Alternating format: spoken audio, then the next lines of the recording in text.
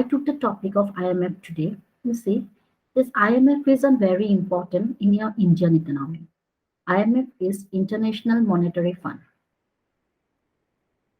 In my previous class, what I told you about IMF is that how India benefited from IMF, how actually IMF helped India. Because previously, India was facing a huge problem. India was facing a huge problem in uh, running its governance problem, and India facing huge problem in terms of BOP deficit, foreign exchange crisis. There were various problems India was facing, but only with the help of IMF, from the financial assistance of IMF, that India is developing now, and India could come out from its grave crisis which it was facing. So this question is asking about how India is benefited from IMF. So again, the same thing. In the first part, we'll write about the introduction. In the middle part, we'll write about the body of the question. And in the last, we will conclude. So here in the introduction, what I put it about IMFs, a small thing about IMF.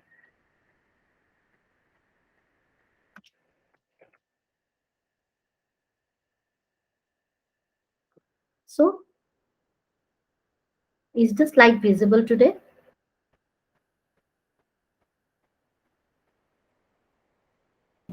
Yes, ma'am.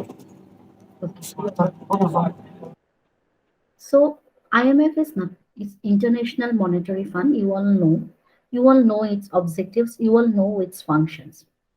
Because you see, it's why I have given it in the introduction part. Because if we straightly go with the benefit, then you see the answer seems something like awkward. So in the introduction, let us give something about at least IMF. So here I have given just a definition of IMF. What is IMF? How many countries are governed by IMF? How it has helped India. So in the first part, I have given this. In the second part, what we have to do in the body, we have to discuss according to the question. So what according to the question, that question is asking about the benefit. So what are the benefit? You see, in the post-partition period, India had serious balance of payment deficit, particularly with the dollar and other hard currency. It was IMF that came here to rescue. आप लोग को मैंने बताया था पहले class में, शायद याद होगा आप लोग को, कि क्या after independence what was the condition of India and how India approached IMF, and what are the conditions kept by IMF with India, and how India went for reform, economic reforms, and how India got help from IMF and came out from the grave crisis facing by the India. And this was the case in after independence. And you see here, during the war between India and Pakistan in 1965 and in 1971, then also IMF granted fund to India to meet its financial difficulties. क्योंकि war की वजह से क्या हुआ था? Actually, in 1965-71, at that time, planning was going on, third plan was going on at that time. And what happened?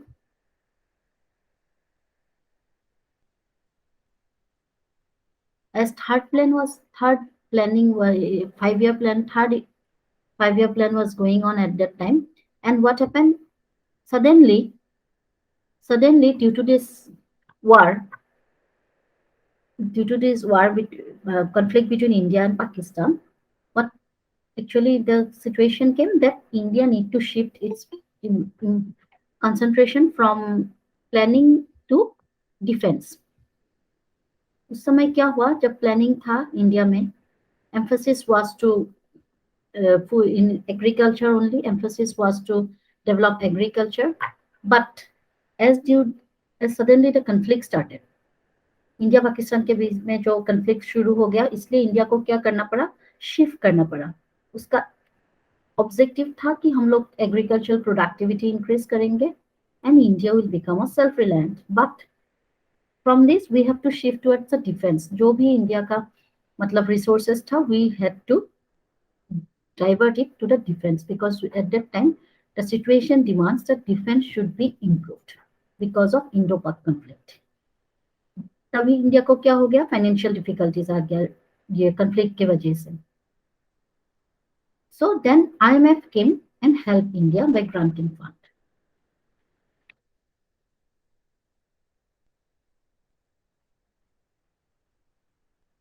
You see, from inception of IMF, foreign currencies purchase किया IMF से, क्योंकि you know we need to keep some foreign currency with us. हम लोग को foreign currency reserve रखना जरूरी है India को, क्योंकि we trade in foreign currencies. So we have to keep some foreign currencies as reserve with us. Actually, it is kept in the RBI. So IMF से हम लोग ने क्या क्या फॉरेन करेंसीज खरीदा, बहुत सा foreign currencies we have brought from India and we have repaid it also. मतलब हम लोग ने उधार लेके फॉरेन करेंसीज खरीदा आईएमएफ से, एंड बट उस उधार को हमने चुकता कर दिया. We have repaid it. And once a time came in India, because at that time prices of its imports, मतलब इंडिया फूड भी इंपोर्ट करते थे, food, fuel, fertilizers. Now also India is importing food, fuel and fertilizers. But at that time, a time came when there was a steep rise in prices. बहुत महंगा महंगा हो गया था. तब it was difficult for India to import all those goods.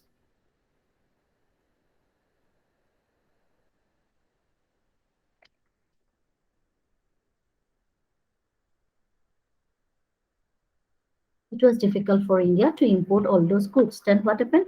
We borrow fund from IMF and we imported the goods, because you see, food, fuel, fertilizer, these are important thing. We cannot ignore it. We have to import, whether the price महंगाई हो या नहीं हो, हम लोग को वो आमदनी करना ही है. So what we did, we borrowed fund from IMF. In 1981, India was facing a huge foreign exchange crisis. क्योंकि बैलेंस ऑफ पेमेंट डेफिसिट में था. Balance of payment, that is export was much lower than the import. As export and import, there's a difference in export and import. As export was much lower than import, what happened? India faced a condition of adverse BOP. मतलब BOP position बहुत खराब हो गया था, इसलिए we don't have that foreign exchange. We faced that foreign exchange crisis. So at that time, in 1981, when India was facing the problem of foreign exchange crisis, IMF ने हम लोगों को 5,000 crores का लोन दिया. Again, this is one thing how we got benefited from IMF. And since October 1973, BOP was going out of gear. मतलब इतना खराब हो गया था BOP कि India could not have sustained. So BOP जब खराब होते हैं, मतलब हम लोग का एक्सपोर्ट कम है, इंपोर्ट ज्यादा है. And you know, oil import ही करते हैं हम लोग. ऑयल इतना सफिशिएंट नहीं है इंडिया में, so we need to import oil, and export was not going well at that time. So क्या हुआ, बीओपी बहुत खराब हो गया था, क्योंकि एक्सपोर्ट नहीं हो रहा था एंड इंपोर्ट तो हो रहा था. तब इंपोर्ट हो रहे थे, हम लोग को पेमेंट भी करना है. So we can skip something. हम कुछ चीज ऐसा है कि हम लोग इंपोर्ट नहीं करके भी चल सकते हैं, but oil was something which we can not ignore. We need to import. So IMF set up a special fund for the purpose. मतलब ऑयल इंपोर्ट हम कर सके, इसलिए आईएमएफ ने एक स्पेशल फंड रेडी किया इंडिया के लिए, ताकि उस फंड को लेके इंडिया अपना ऑयल खरीद सकते फ्रॉम फॉरेन कंट्रीज. 1990s में क्या हो गया था? 1990s में हम लोग के पास इतना ही फॉरेन एक्सचेंज था कि we can sustain for 2 weeks. हम लोग इंडिया में क्या है, 3 months का रखना जरूरी है. इसको बोलता है सेफ मिनिमम रिजर्व्स. मतलब 3 months का फॉरेन एक्सचेंज रखना जरूरी होता है. But at that time, what happened? We had only for 2 weeks. So तब IMF ने हम लोग को क्या दिया? एक इमरजेंसी लोन दे दिया, $2.2 billion, and as a security उस लोग ने 67 टन ऑफ इंडिया गोल्ड रख दिया. So you see, these are something how IMF helped India in various situations. How IMF helped India in various situations.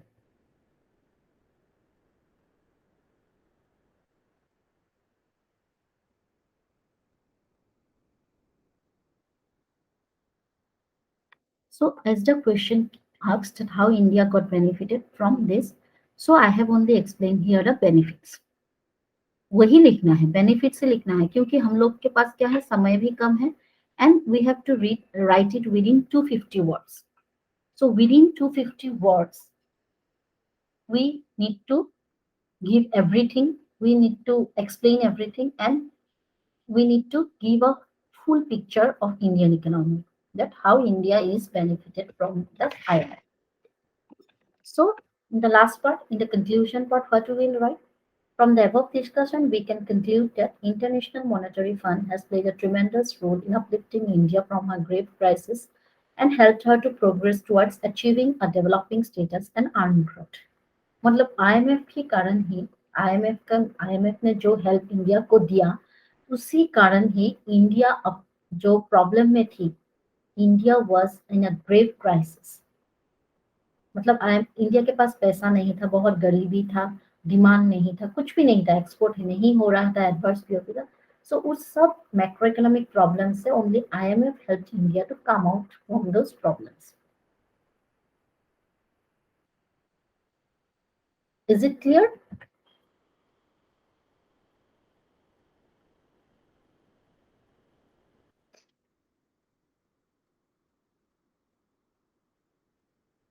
Are the points clear? Yes, ma'am.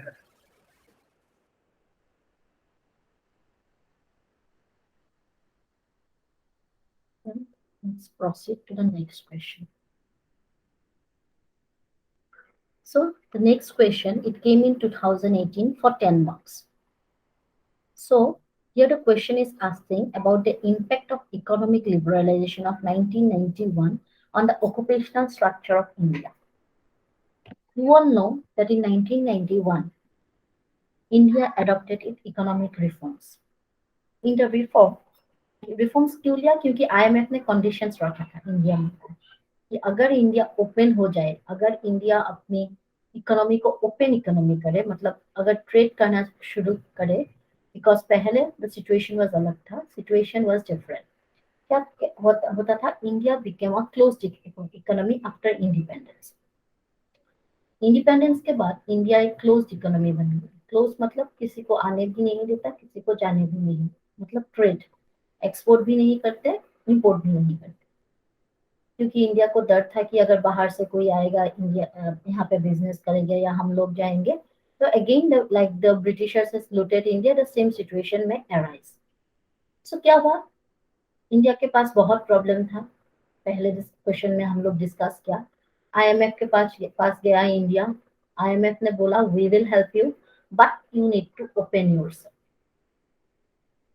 So what India did? India went for economic reform. Reform में क्या किया India ने? LPG policy adopt किया. And you know what is LPG policy? Anyone can please tell what is LPG policy?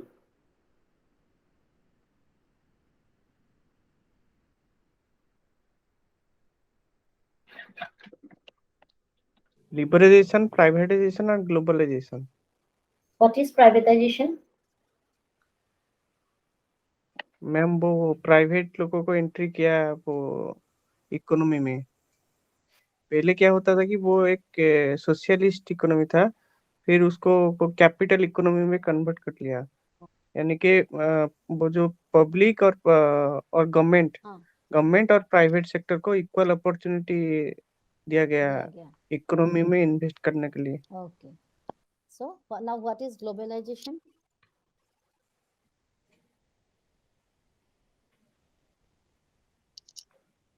Anyone? What is globalization?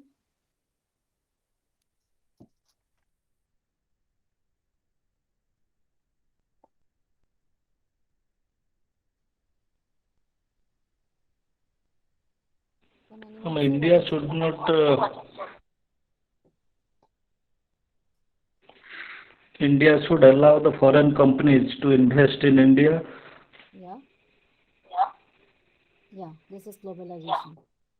And globalization मतलब सिर्फ India ही नहीं, India also will go to other countries for trade and all. Yes, yes, ma'am. Okay. And what is liberalization? What do you mean by liberalization? Liberalization means, ma'am, helping for easy of doing business. That means when foreign company will come to India, they will invest money. That means there are some strict regulations. Yeah. Government was following before 1991. Yeah. So liberalization means to relax some Relax regulations those restrictions. regarding tariffs or taxes. Very good, very good. So you see, India went for reform. Reform में क्या क्या globalisation, privatisation and liberalisation कर दिया. सो liberalisation जब कर दिया, क्योंकि जब रेस्ट्रिक्शंस हटा दिया लिबरलाइज करके, जो रेस्ट्रिक्शंस था पहले, तब क्या हुआ इंडिया में जो ऑक्यूपेशनल स्ट्रक्चर ना, occupational structure is what? Occupational structure मतलब ऑक्यूपेशंस का स्ट्रक्चर. ऑक्यूपेशंस मतलब जो काम करते थे इंडियन के पॉपुलेशन पहले, उसमें चेंज आना ना. So due to liberalization everything changed. So कैसे लिबरलाइजेशन ऑक्यूपेशनल स्ट्रक्चर को चेंज किया? The question is asking that how liberalization helped impacted in the change in occupational structure.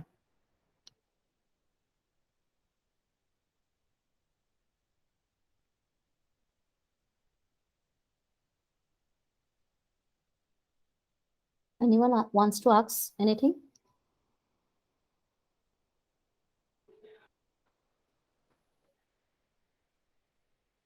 Okay. So, you see, economic liberalization adopted in 1991 in India refers to the economic liberalization of the country's economic policies with the goal of making the economy more market and service oriented and expanding the role of private and foreign investment. जब liberalisation हो गया, economy market oriented हो गया, क्योंकि economy now starts selling and exporting also, and role of private and foreign investment also came due to liberalization. Now, what was the objective of liberalization policy? The objective of liberalization policy is to increase international competitiveness of industrial production, foreign investment, and technology. So you see, due to liberalization, their competitiveness increased because now India can go and export and sell their products at a foreign country, and foreign country can also come and sell their products in India. So as a result, competition increases because you see liberalization की वजह से Chinese good आ गया India में. So when Chinese goods are provided in the market at cheap rate compared to Indian goods. अब अगर आप देखो कि इलेक्ट्रॉनिक प्रोडक्ट्स में आप लोग देखते होंगे, मतलब देखा होगा आप लोगों ने कि चाइनीज बहुत कम प्राइस में इलेक्ट्रॉनिक प्रोडक्ट्स बेचते हैं, Chinese companies, and they are sending it to the entire globe actually nowadays. But now it is restricted in India. But if you see the same electronic products, if we need to buy from our own Indian company, we need to pay more. So what we do, we move to the Chinese product. So as a result, competition increases between these companies. India also compete in terms of price. India भी competition शुरू कर देते हैं कैसे price को नीचे लाया जाए. So this is international competitiveness increase कर दिया लिबरलाइजेशन ने. And foreign investment, you know, now FDIs, you all know what is FDI. So foreign investment matlab other countries come and invest, and we also invest in foreign country. And technology, liberalisation की वजह से हम लोग technically improve हो पाए.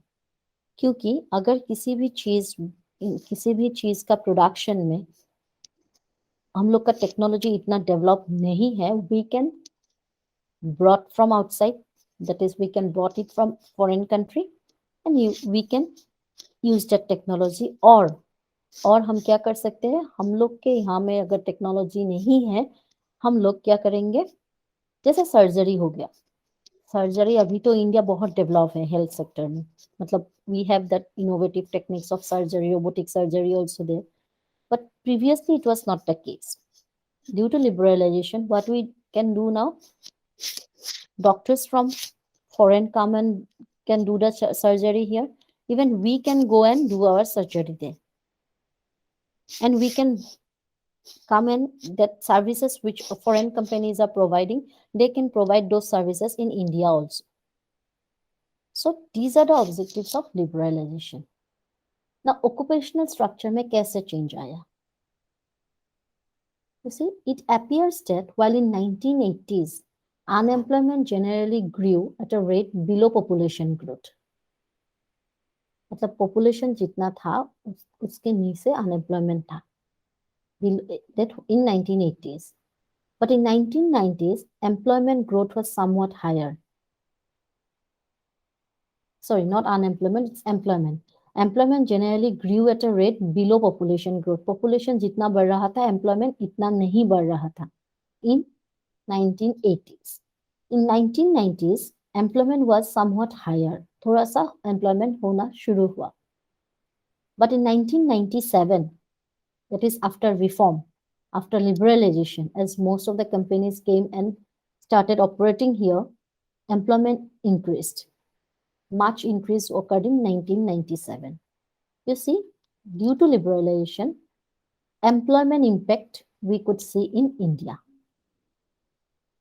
And because of this employment impact, the occupational structure of India is changing. Are the slides changing?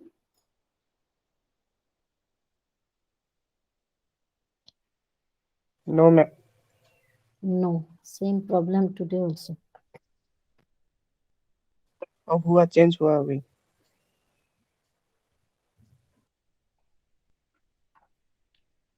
Okay. The share of agriculture and allied sector in total employment declined sharply from 63.9% in 1993-94 to 59.8% in 1999-2000.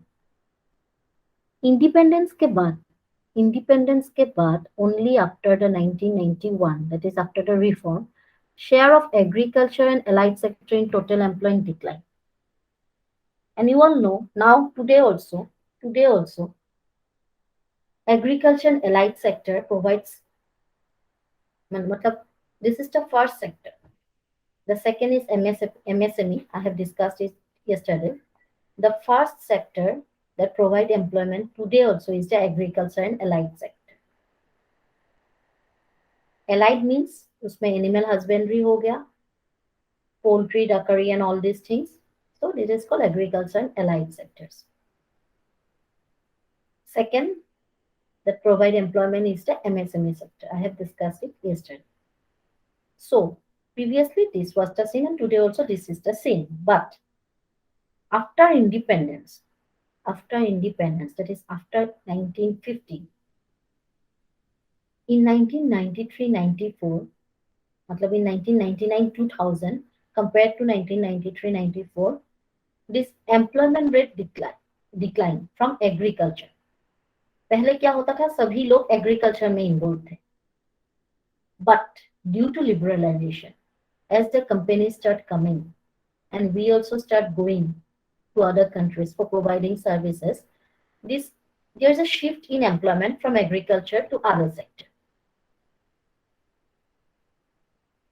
The second point you see, employment in manufacturing has risen only slightly from 10.7% of the workforce in 1993 to 94 to 11.1%.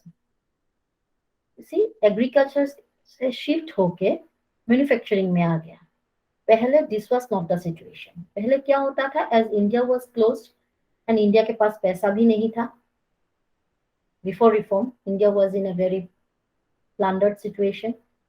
तो industry वगैरह नहीं था, तभी इतना setup भी नहीं कर सकते थे, तो क्या हुआ, सभी को मतलब खेती वेटी करके ही अपना गुजारा करना पड़ता था। बट रिफॉर्म्स की वजह से पहले तो आईएमएफ ने हेल्प किया इंडिया को। Second, other companies started to came to India and set up industries. मतलब foreign companies come to India and set up industries. And we could also go to foreign companies and work over there. So ऐसे क्या हुआ, agriculture से shift होके थोड़ा सा population manufacturing में चले गए। So you see, this is a change in occupational structure. And the biggest gains in workforce occurred in construction and in trade, hotels, restaurants. In these sectors, construction, trade, hotels and restaurants में yearly 6% growth होना शुरू हो गया employment में। मतलब देखिए, जब पहले जब इंडिया का सिचुएशन खराब था, तब सभी लोग एग्रीकल्चर या एलाइड सेक्टर्स में एंगेज था।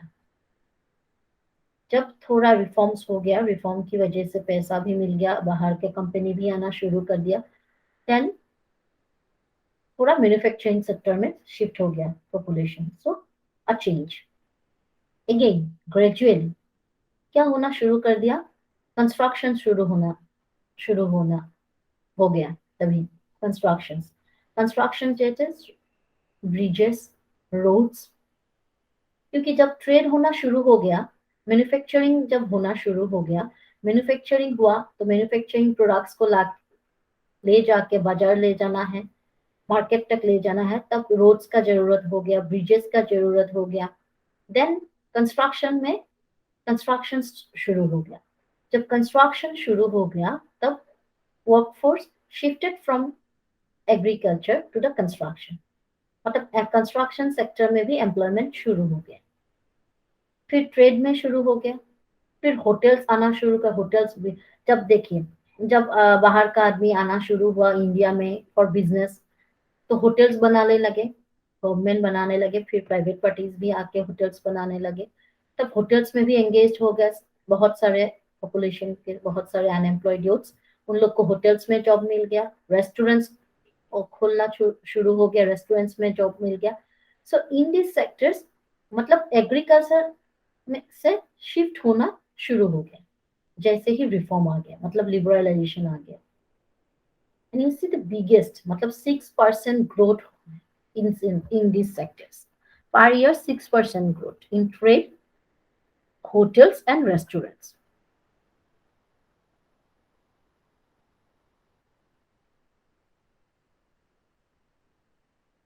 There has also been rising casualization of the workforce in the aftermath of reforms and a decline in the share of self-employment. जो सेल्फ एम्प्लॉयड था पहले वो अभी सेल्फ एम्प्लॉयड था, उसको भी अब जॉब मिल गया।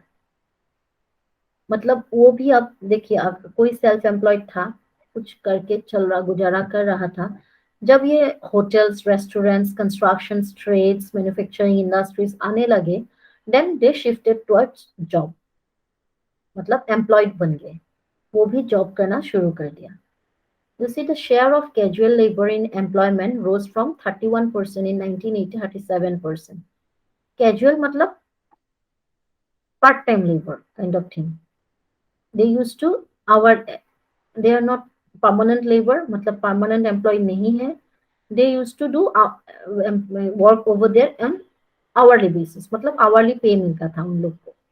And it's not necessary that they need to go to every day. They can go, suppose 5 days or 3 days or 4 days a week or 15 days a month, they can go and they get their pay on hourly basis. So as a casual labor भी increase होना शुरू हो गया, मतलब जैसे road बनना शुरू हो गया, तब लेबर्स वहां पे चले गए, जो सेल्फ एम्प्लॉयड था वो भी वहां पे जाके काम करना शुरू कर दिया।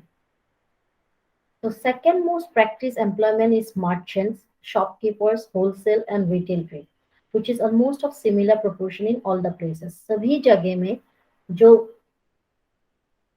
मोस्ट प्रैक्टिस एम्प्लॉयमेंट होना शुरू हुआ वो है शॉपकीपर्स, मतलब दुकानें खोलने लगे, होलसेलर हो या रिटेलर, एंड मर्चेंट्स मतलब व्यापारी, you can say what we say in Hindi, व्यापारी मतलब व्यापारी बन गए। पहले खेत खेत में काम करते थे, वो किसान थे, खेत में काम करते थे, या लाइट सेक्टर्स जैसे हो गया poultry, piggery, गोटरी and all.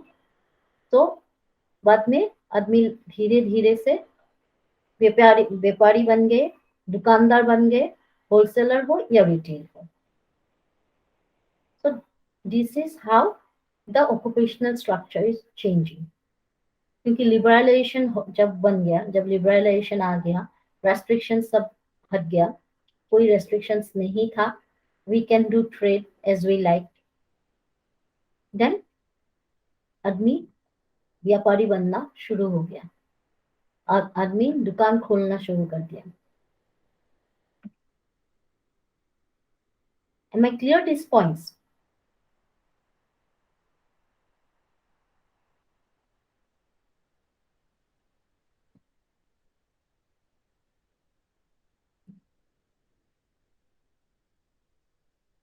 Am I clear?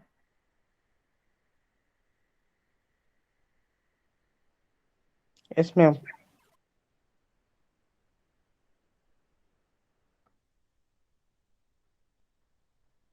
So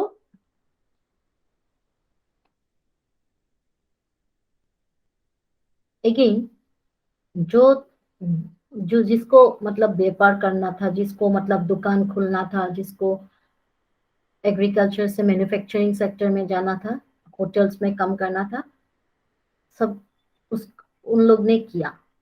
and other things भी चल रहा था, अदर ऑक्यूपेशन भी चेंज हो रहा था, जैसे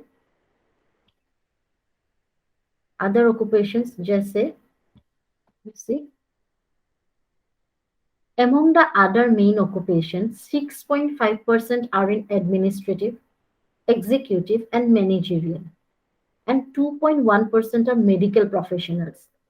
Architect, engineer constitute about 1.3% of total working population, while that of agriculture are less than 1% of metropolis of India. मतलब पहले तो सभी में एग्रीकल्चर ही था, लेकिन जब लिबरलाइजेशन मतलब रिफॉर्म्स शुरू हो गया, रिफॉर्म के बाद क्या हुआ, इन द मेट्रोपोलिस मतलब in the metro cities total population का less than 1% was engaged in agriculture. Whatever was the population in the total in metro towns, वहां पे total population का less than 1% was engaged in agriculture, and the remaining are engaged in the administrative, executive and managerial posts. Some became medical professionals, some architects, some engineers. So ऐसे पहले this was not the same. पहले everyone was, you can say every Indian was an agriculturist, मतलब किसान था. But due to liberalization, as a changes came because of reforms, maybe liberalization, maybe globalization, maybe privatization, इस सभी के वजह से occupational pattern में changes आना शुरू हो गया. People shifted from agriculture to manufacturing, then to construction, trade and hotels, restaurants, then to, you can say, then to other activities. Self-employed भी other casual workers बनना शुरू कर दिया. Then people started opening shops, whether it wholesale or retail. People became merchants, मतलब they used to do trade with other countries or other states. Then and some became, because you see liberalization की वजह से people को मतलब आदमी लोग को awareness भी आ गया कि क्या पढ़ना चाहिए, कहाँ जाके पढ़ सकते हैं, कैसे, ऐसे पढ़ाई में भी थोड़ा इम्प्रूव्ड होने लगा, क्योंकि education was also flourishing eight that time. नए नए इंस्टीट्यूट खोलना शुरू हो गया, अच्छा अच्छा कॉलेजेस खोलना शुरू हो गया, आदमी को पता चलने लगा कि क्या पढ़ना चाहिए, क्या नहीं पढ़ना चाहिए, कौन से सेक्टर में, कौन सी लाइन में पढ़े. तो ऐसे बन के मेडिकल प्रोफेशनल्स भी बन गए, आर्किटेक्ट भी बन गए, इंजीनियर भी बन गए. So this is how, and in the last, what the result came, that in metropolitan cities, only less than 1% was engaged in agriculture. So this was the situation. This was the scene how there is a change in the occupational structure. So in the last, what we give as a conclusion, in India, wide range of economic reforms were carried out with the aim of liberalizing and globalizing the economy. Amongst all the other changes, the changes in employment and wages are the major potential. Only due to liberalization, India witnessed a huge shift in its primitive occupational structure. Primitive occupational structure क्या था? Agriculture. Only due to liberalization, क्योंकि liberalization की वजह से जो changes आए, industry में हो, ट्रेड में हो, only because of these changes, there is a shift from agriculture to the other sectors. So अगर ये क्वेश्चंस आए तो आप लोग लिख पाओगे एग्जाम में?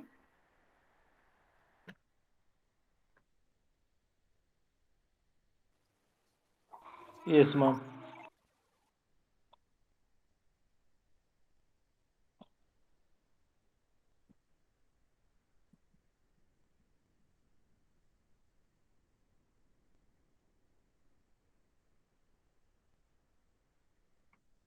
So this is a question. I took it from 2018 paper. You see, do you all have the papers of the previous years with you? Yes, ma'am. So you do one thing. Do you have all those in PDF format? मतलब soft copy में है या hard copy में है आप लोग के पास? Soft copy ma'am. Okay, no issue. आप एक काम कीजिए, जो जो क्वेश्चंस मैंने डिस्कस किया है लास्ट 3 क्लासेस, मतलब कल या परसों, मतलब 23rd ऑफ नवंबर से जो जो क्वेश्चंस मैंने डिस्कस किया है, आप लोग एक बार नोट कर लीजिए वो क्वेश्चंस, क्योंकि देखिए अगर किसी भी क्वेश्चन अगर छूट जाता है, आप लोग मुझे बता देना कि ma'am we want answer of this question.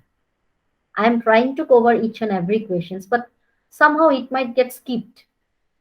So आप लोग मुझे, मतलब my aim is to at least prepare you with these 5-year papers with all the questions of economics of 5-year papers. क्योंकि अगर आप 5 years का पेपर्स का जो क्वेश्चंस आया इकोनॉमिक्स में आप लोग प्रिपेयर कर लेते हो, then I can assure you that out of you will be giving 90 marks from economics, as far as I know, in GS paper 2. 90 marks will come from economics, and this from the Orissa economic parts, Shankar sir will be taking classes. So the rest 60 marks, which is my responsibility to give you good answers, out of this, if you get at least 3 questions common, then you see 30 marks will easily come. I am not discouraging you that you will not be able to attempt the other question. You should attempt the other question. You should make yourself that much enabled so that you not need to left any question. You can attempt every question.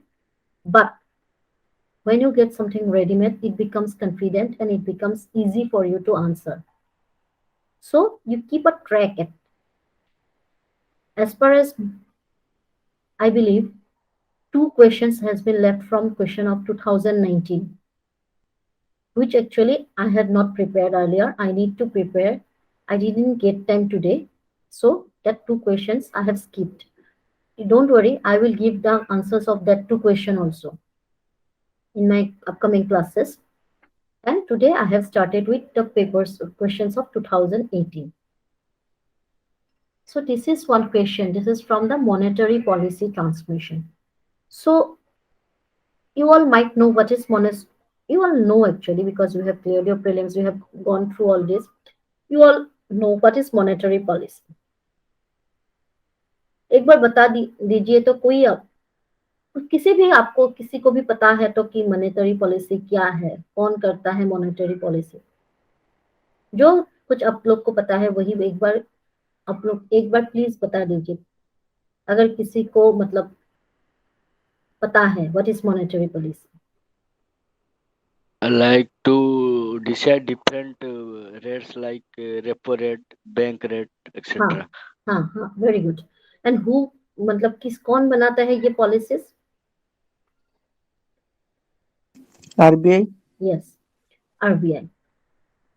So what RBI does from time to time, that they used to issue this policy, monetary policy. क्यों करते हैं? क्योंकि economy में क्या होता है, Indian किसी भी इकोनॉमी में क्या होता है, जब ऐसा होता है कि आदमी के पास पैसा बढ़ जाता है, आदमी के पास पैसा जब बढ़ जाते हैं तो क्या होता है, महंगाई बढ़ जाती है.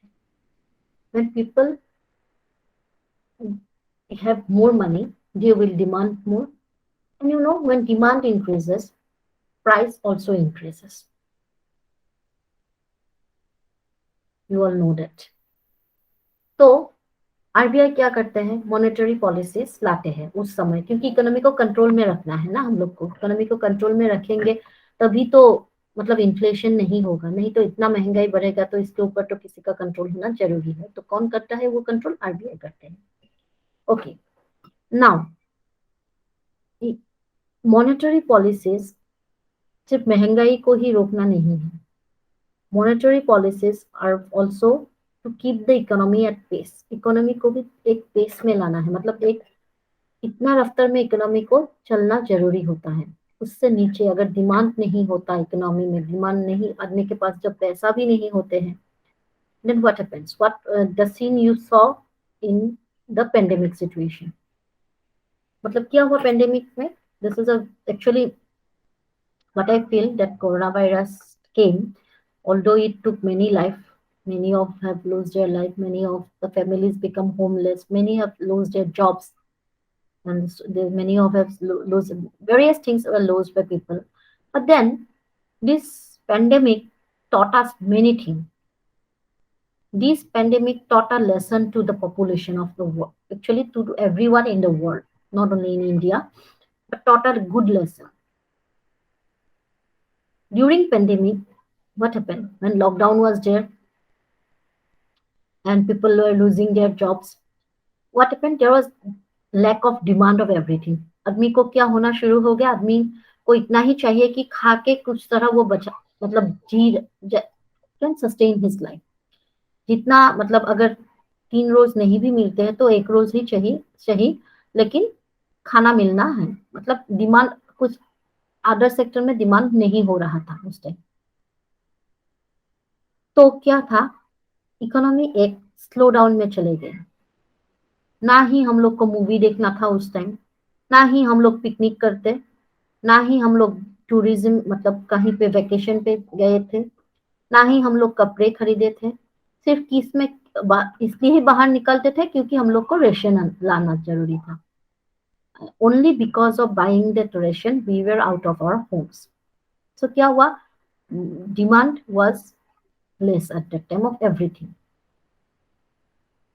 अगर ऐसा है, रेस्टोरेंट्स तो पूरा बंद ही थे, हम लोग तो बाहर से खाना नहीं खाते थे उस टाइम, घर में ही पका के खाते थे. वो जो भी चीजें लाते थे बाहर में धो के पूरा एकदम सैनिटाइज करके लाते थे. सो तब again we were very much became economized at that time. बहुत हम लोग क्या करते थे, वहाँ जो चीज मतलब अगर ऐसा लगे कि पैसा भी कम थे आदमी के पास, and they will make economic decision of buying things. खरीदने के समय वो लोग सोचते थे कि ये खरीदे या वो खरीदे, ये खरीदते हैं वो नहीं खरीदते हैं, जैसे they will make some economic decisions. तो at that time what happened, demand were less. जब डिमांड लेस हो गया, then economy was turned to a slow down. Economy slow down में चले गया. आप लोग ने पढ़ा होगा बिजनेस साइकिल, आप लोग ने पढ़ा है? किसी को याद है what is business cycle?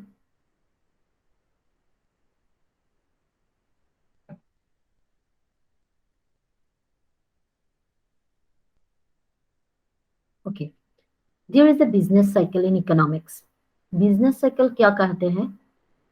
Business cycle कहते हैं कि इकोनॉमी में एक टाइम आएगा कि इकोनॉमी डिप्रेशन में चले जाएंगे. And when depression will be there, there will be less demand, everything will be less there. And gradually economy depression से बाहर आके आके आके आके एक टाइम आएगा, आप लोग एक पहाड़ इमेजिन कर लो, बिजनेस साइकिल एक पहाड़ की जैसा ही है, जैसे नीचे से जाके ऊपर तक गया, फिर ऊपर से नीचे तक, this is what is business cycle. तो वहां पे क्या हुआ, डिप्रेशन से जाके जाके जाके थोड़ा इकोनॉमी एक टाइम पे बूम पे पहुंच जाते हैं, बूम मतलब एकदम टॉप में। तो टॉप में जब इकोनॉमी पहुंचते हैं तब क्या होता है, एवरीथिंग विल बी मोर, मतलब डिमांड भी मोर, पैसा भी मोर, महंगाई भी more, but economy will run. And suddenly what will happen, उस बूम से लेके economy will go toward recession, मतलब धीरे धीरे धीरे धीरे everything will come down, this is called recession. And finally doom, मतलब जब नीचे आएगा, रिसेशन का नेक्स्ट स्टेज है डूम, वहां पे again that kind of depression. तो दिस इज बिजनेस साइकिल। अगर इकोनॉमी में डिमांड नहीं होगा तो इकोनॉमी कैसे चलेगा? अगर आप लोग कपड़े नहीं खरीदेंगे तो what will happen to the cloth shop, कहाँ से चलेगा वो लोग? अगर आप लोग मूवी नहीं देखेंगे तो how will the theatres will run? अगर आप लोग रेस्टोरेंट में नहीं जाओगे तो then how will they run? So and अगर आप लोग वेकेशन में नहीं जाओगे, how will the tourism industry will run? So these are something government use to monitor कि इकोनॉमी में डिमांड नहीं है, इकोनॉमी में डिमांड नहीं है, इकोनॉमी चल नहीं रहा है अच्छी तरह से। So what do, let's do something that economy में थोड़ा मोमेंटम आ जाए, थोड़ा एक हम तो आदमी के पास पैसा नहीं था, तो सडनली आरबीआई ने क्या किया, आरबीआई ने रेपो रेट कम कर दिया। These are some monetary policy instruments: repo rate, reverse repo rate, bank rate, cash reserve ratios, and these are all monetary policy instruments. इन्हीं चीजों से आरबीआई इकोनॉमी को कंट्रोल में रखते हैं। Now what is repo rate? Repo rate is the rate at which bank borrows from RBI. So you see क्या हो गया, जब रेपो रेट जब बढ़ गया, मतलब कम हो गया, तो क्या हुआ, बैंक को भी चिप में पैसा मिलना शुरू हो गया। Then what bank did, bank used to give cheap loan. आदमी के पास पैसा नहीं है, आदमी कुछ तरह अपना गुजारा कर रहा है, किसी अदर चीजों में उन लोग का डिमांड नहीं बढ़ रहा है, देन गवर्नमेंट क्या क्या, रेपो रेट कम कर दिया। जब रेपो रेट कम हो गया, देन बैंक को भी सस्ते में पैसा मिल गया आरबीआई से, एंड बैंक भी सस्ते में लोन देना शुरू कर दिया। पीपल लोन लेके इन्वेस्ट कर दिया या कोई कुछ अदर चीजें करने शुरू कर दिया जो इकोनॉमिक एक्टिविटीज हैं। देन द इकोनॉमी सडनली थोड़ा चलने लगा, मोमेंटम आ गया इकोनॉमी में। अभी तो मतलब नॉर्मल जैसा ही हो गया है। So these are the policies and what happens, इतने पैसा जब नहीं होते तो रेट कम कर देते हैं। द मैक्रो इकोनॉमिक पॉलिसीज में जो इंस्ट्रूमेंट होते हैं, repo rate, bank rate, reverse repo rate, cash reserve ratio, ये सब कम कर देते हैं जब पैसा नहीं होते इकोनॉमी में, आदमी के पास पैसा नहीं होते एंड इकोनॉमी स्लो डाउन में चले जाते हैं, तब ये सब कम करके आदमी को मतलब मार्केट में पैसा इंजेक्ट करते हैं। एंड व्हेन महंगाई, inflation, all these are going in economy, मतलब महंगाई बढ़ते जाएगा, इन्फ्लेशन बढ़ते जाएगा, मतलब आदमी के पास बहुत पैसा है, then what it does, it used to increase those rates when RBI increases those rates, then क्या होता है, इकोनॉमी से पैसा वापस चले जाते हैं आरबीआई के पास। अब देखिए एक सिंपल सा एग्जांपल है, अगर आप लोग को फिक्स डिपॉजिट आप लोग करते हो बैंक में, इंटरेस्ट कम मिल रहा है, तो आप लोग को ऐसा लगेगा कि इतना इंटरेस्ट में बैंक में रखने से बजाय कुछ इन्वेस्टमेंट कर दे। So you will go for investment and you will, what you will do, you will take it out from the bank, interest कम होने से। अगर आपको ज्यादा इंटरेस्ट मिलते बैंक में रख के, then what you will do, you will not take out the money at that time, you will keep it in the bank. Bank में जब रखते हो तो क्या होता है, वो आपके हाथ में से बैंक में चला जाता है, मतलब आदमी के पास पैसा कम हो जाता है. So these are some tools by RBI. The monetary policy is a policy by RBI through repo, open market operation tool. It tries to manage the money supply, interest rate, loan distribution, and thereby helping in the economic stability. Now, what is monetary policy transmission? Transmission word से आप लोग को क्या पता चलता है? Transmission word से is the process through which policy action of the central bank is transmitted to meet the ultimate objective of controlling inflation and growth. Transmission मतलब कैसे ट्रांसफर करते हैं इकोनॉमी में. पॉलिसीज तो बना लिया, एंड पॉलिसीज को कैसे इकोनॉमी में ट्रांसफर करेगा.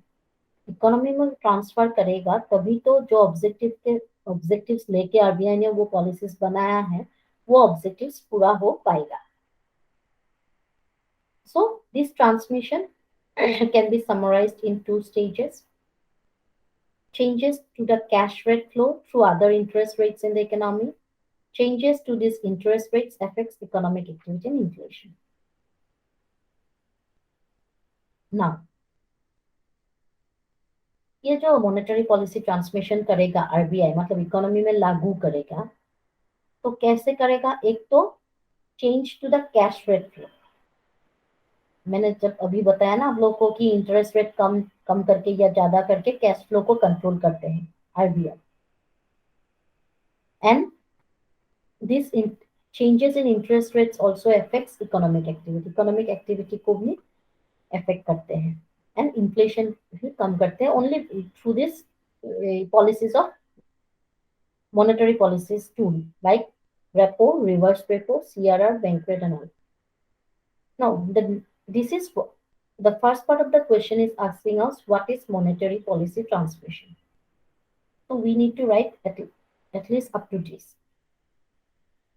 क्योंकि मॉनेटरी पॉलिसी ट्रांसमिशन क्या है यही लिखना है हम लोग को. But the main emphasis of the question is to discuss the impediments to monetary policy transmission in India. Impediments मतलब discuss the obstacles. Monetary policy तो RBI बनाते हैं, मॉनेटरी पॉलिसी बना के लागू कर देते हैं इकोनॉमी में, फिर भी इकोनॉमी में इन्फ्लेशन जैसा चीज, महंगाई जैसा चीज कम नहीं होते हैं. क्यों नहीं होते हैं? क्यों monetary policies are not working well? The next part of the question is asking. तो देखते हैं हम लोग क्यों नहीं होते हैं. आप लोग खुद का आइडिया से बताइए तो क्यों नहीं होते हैं. ऐसे तो आरबीआई बहुत सारे पॉलिसीज लाते हैं, क्यों वो कम नहीं कर रहा है, मतलब जितना करना चाहिए उतना क्यों नहीं, महंगाई क्यों कम नहीं हो रहा है. Give me some answer at least, whatever you think, whatever you feel. मतलब आप लोग का आइडिया में क्या आ रहा है, क्यों नहीं मैम हो. जितना रेवेन्यू कलेक्शन होना चाहिए हाँ. कंट्री में उतना कलेक्शन नहीं हो रहा है, इसलिए इन्फ्लेशन गवर्नमेंट तो रेट हाई कर रहा है. ओके. जितना रेवेन्यू कलेक्शन, टैक्स कलेक्शन उतना हिसाब से नहीं हो रहा है. ओके.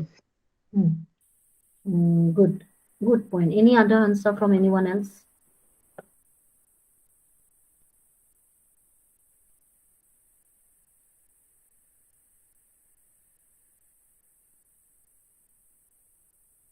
देखिए, आप लोग अगर ये आंसर पढ़ते हो, आप लोग को समझ में आ जाएगा. आप लोग अगर ये आंसर पढ़ते हो, then you will understand this answer. No need to, मुझे एक्सप्लेनेशन देने की कोई जरूरत नहीं है. लेकिन अगर मैं आप लोग को पूरा आंसर्स बना के, पूरा एकदम आंसर तैयार करके, सभी आंसर्स आप लोग को मैं पीडीएफ में भी दे सकती थी. अगर मैं ऐसे दे दूं, अब मुझे देने की जरूरत ही नहीं, आप लोग गूगल करके भी निकल सकते थे ये आंसर्स. मैं इसलिए आई यहाँ पे आप लोग को, इसलिए ये आंसर्स दे रही हूँ क्योंकि इस आंसर्स को, मतलब ये चीजें समझ लो आप लोग. समझ लेने से क्या होता है, समझ लेने से अगर आंसर्स आप लोग मतलब ये what is monetary policy transmission and discuss the impediments, मतलब दिक्कत क्या है, मॉनेटरी पॉलिसीज क्यों नहीं काम कर रहा है, ये सब आपको समझ में आ जाए तो पढ़ने की next time you not need to read again this answer, you can write it in your exam. And why I ask question in my classes that so that आप लोग बोर ना हो. क्योंकि देखिए मेरी तरफ से मेरे पास ये स्लाइड है, आपके पास भी स्लाइड है, आप लोग भी पढ़ सकते हो, मैं भी पढ़ के जस्ट बता सकती हूँ. बट अगर आप लोग इंटरेक्ट करते हो तो मुझे भी पता चलेगा कि आप लोग को समझ में आ रहा है या नहीं आ रहा है. And that way I can also develop my lectures. So आप लोग को अभी पता चल गया है कि what is monetary policy transmission. Transmission क्या है, मॉनेटरी पॉलिसी तो आप लोग को पता ही है, ट्रांसमिशन क्या है ये तो पता चल गया आप लोग का.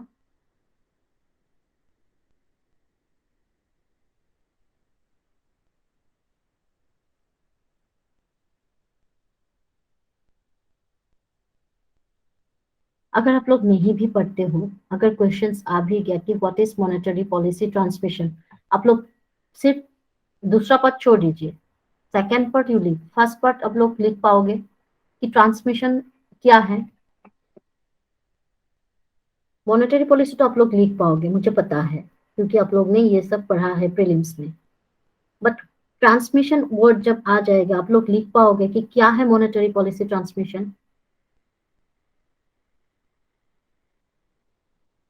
No ma'am. सो सी, यहीं पे अगर आप लोग समझते हो, यहीं पे अगर आप लोग समझते हो, I like to answer. You confidently say no man. This is a good answer.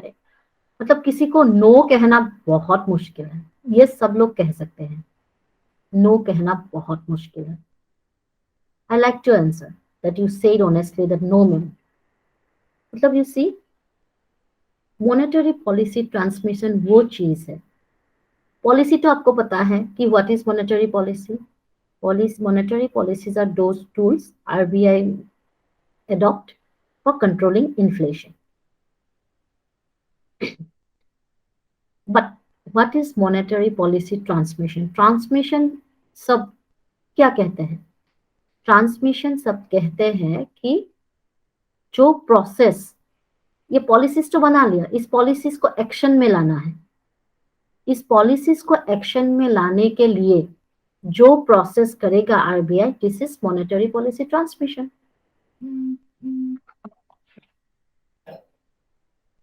Policies बना के अगर रख देते हैं अपने पास आरबीआई, तो क्या कम आएगा? क्या इन्फ्लेशन कम होगा?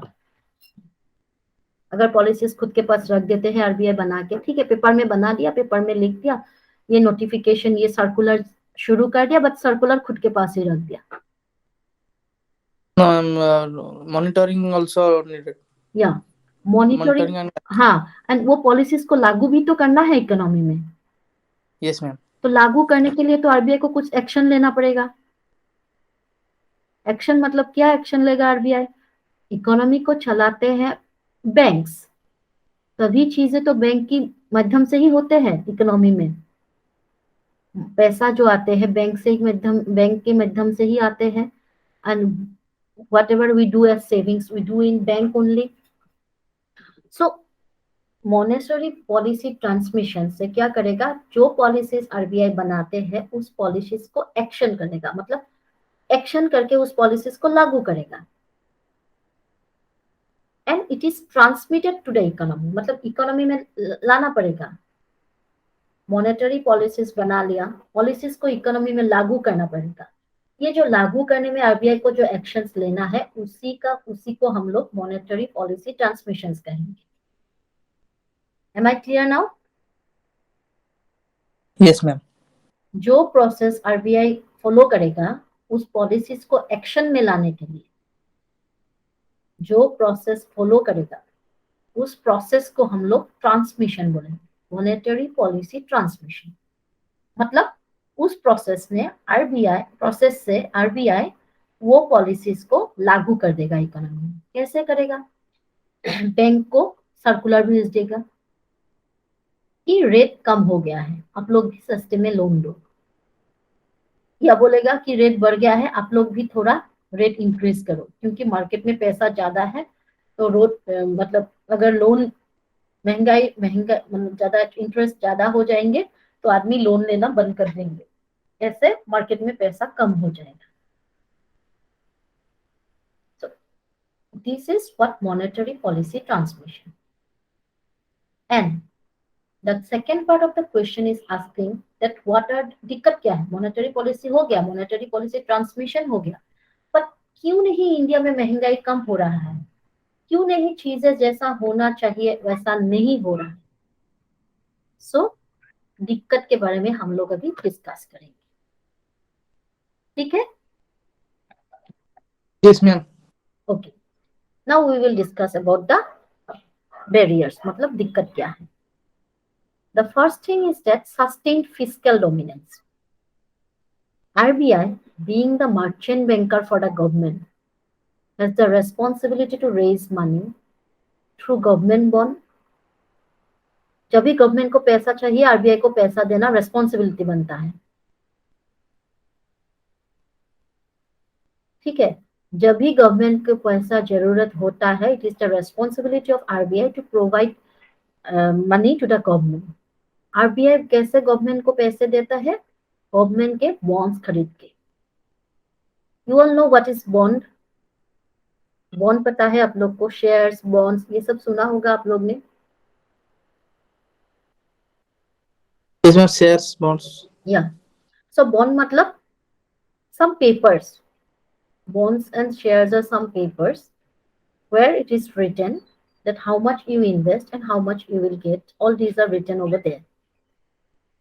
Okay, and these are government bond, and you all know government bond are what you can say, they are safe. Government bonds are safe. If you invest in government bond, आपका पैसा नहीं डूबेगा, because you will get assured return in government bonds.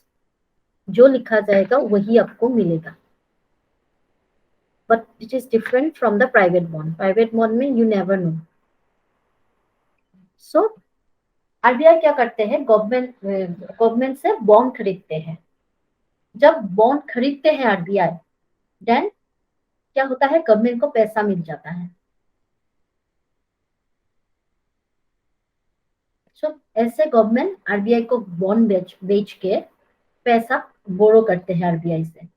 मतलब क्या? आप लोग ये bond ले लो, ये पैसा हम लोग को दे दो, हम बॉन्ड वापस, गवर्नमेंट दो ऑप्शन है, एक तो बॉन्ड वापस लेंगे, पैसा दे देंगे आरबीआई को, नहीं तो वो बॉन्ड में जो लिखा है with interest and all, we will give the money back to RBI. मतलब बॉन्ड का जब टाइम आएगा, बॉन्ड मैच्योर हो जाएगा, तभी आप लोग को पैसा मिल जाएगा विथ इंटरेस्ट। तो ऐसे क्या होता है? व्हेन गवर्नमेंट के पास पैसा आ जाता है, गवर्नमेंट के पास पैसा आ जाएगा, तब गवर्नमेंट क्या करेगा? पैसा कहाँ कहाँ पे है? गवर्नमेंट तो ऐसा नहीं है कि पीएम के, आरबीआई आके पीएम प्राइम मिनिस्टर के हाथ में पैसा दे के जाएंगे, ऐसा तो नहीं है ना। आरबीआई गवर्नमेंट के अकाउंट में पैसा देंगे। आरबीआई गवर्नमेंट के अकाउंट में जब पैसा देते हैं तो क्या होता है? वो मनी तो मार्केट में ही आ जाएगा ना। गवर्नमेंट मतलब क्या? मार्केट। गवर्नमेंट के अकाउंट में जब पैसा आरबीआई डाल देगा, गवर्नमेंट क्या करेगा? गवर्नमेंट मतलब सपोज पुअर को ही, मतलब जो आदमी को मिलना चाहिए, मतलब backward people, poor people, poverty ridden people, government उन लोग को पैसा दे देंगे। मतलब ऐसा है इकोनॉमी में कि बहुत महंगाई बढ़ गया है, तो गवर्नमेंट क्या करेगा? गवर्नमेंट आरबीआई से पैसा लेगा। गवर्नमेंट आरबीआई से पैसा लेके, मतलब अकाउंट में जब पैसा आएगा, गवर्नमेंट, जैसे आप लोग ने सुना हुआ, there are various schemes now for this BPL card holder, उन लोग के अकाउंट में डायरेक्ट ट्रांसफर कर देंगे पैसा। तो क्या होगा? पैसा, आरबीआई का एम है कि अभी महंगाई कम करना है, तो क्या करना है? डिमांड कम करना है। डिमांड कैसे कम करेंगे? पैसा, आदमी के हाथ में पैसा नहीं होना चाहिए, मतलब उतना तो होना ही चाहिए जितना चाहिए, but not more than this, because demand कम करना हो, आरबीआई का एम है। क्योंकि डिमांड कम होगा तभी तो महंगाई कम होगा। सो यू सी, वहां पे क्या होता है? आरबीआई आरबीआई का एम है पैसा इकोनॉमी में नहीं होना चाहिए, बट गवर्नमेंट को पैसा चाहिए, गवर्नमेंट को जब पैसा चाहिए आरबीआई मना नहीं कर पाते हैं। आरबीआई का रिस्पॉन्सिबिलिटी है कि गवर्नमेंट को पैसा देना है। जब आरबीआई, ठीक है, आरबीआई ने इंटरेस्ट रेट हाई कर दिया, रेपो हाई कर दिया, बैंक रेट हाई कर दिया, तो बैंक को भी अभी मतलब सस्ते में पैसा नहीं मिल रहा है, तो बैंक भी सस्ते में नहीं दे रहा है, तो तब एक कंट्रोल हो गया इकोनॉमी में। बट गवर्नमेंट क्या करेगा? आरबीआई गवर्नमेंट के साथ के, गवर्नमेंट को तो नहीं बता सकते कि नहीं हम लोग पैसा नहीं देंगे आपको, क्योंकि अभी हम लोग थोड़ा मॉनेटरी पॉलिसीज का काम कर रहे हैं। गवर्नमेंट को देना है आरबीआई को, तो आरबीआई गवर्नमेंट को पैसा दे देते हैं। तो when government give the money, government used to do various activities. ठीक है, गवर्नमेंट क्या करेंगे, जिसको जिसको बेनिफिशियरीज जिसको देना है उन लोग को तो दे देंगे अकाउंट में। उन लोग को जब पैसा मिलेगा तो मार्केट में पैसा आ गया, ऐसे। फिर मार्केट में जब पैसा आता है तो डिमांड इंक्रीज होता है, फिर जब डिमांड इंक्रीज होता है तो महंगाई बढ़ जाते हैं। समझ में आया ना पॉइंट? Yes, ma'am. मतलब क्या होता है, आरबीआई, ठीक है, आरबीआई बैंक को तो कंट्रोल कर लिया, बैंक को मतलब ज्यादा रेट में मनी देते हैं, तभी बैंक भी ज्यादा रेट में देते हैं, तो ठीक है, आदमी लोग का एक टेंडेंसी है कि ज्यादा रेट में नहीं लेंगे, let the rate come down, we will take the loan then, बाद में लेंगे, रेट कम होने से हम लोग लेंगे, अभी नहीं लेंगे, इतना रेट में लेके नहीं करना है। तो ठीक है, कंट्रोल हो गया। पर उसी समय अगर गवर्नमेंट को पैसा चाहिए तो आरबीआई मना नहीं कर पाते हैं, आरबीआई देना पड़ता है गवर्नमेंट को। गवर्नमेंट को जब पैसा दे दिया, ठीक है, बैंक से तो नहीं मिल रहा है बट गवर्नमेंट दे दिया आदमी लोग को, तो क्या होगा? अब देखिए, अब एमएसएमई में देखिए, अगर एक एग्जांपल ले रहे कि अगर किसी के पास एक अगरबत्ती का फैक्ट्री है, उसको वो फैक्ट्री बड़ा करना है क्योंकि इनकम चाहिए ज्यादा, वो क्या है, बैंक के पास जाएगा कि मुझे लोन दीजिए, मैं थोड़ा अपना इंडस्ट्री को बड़ा करना चाहता हूँ। Then bank will say okay we can give loan but interest rate is high ना।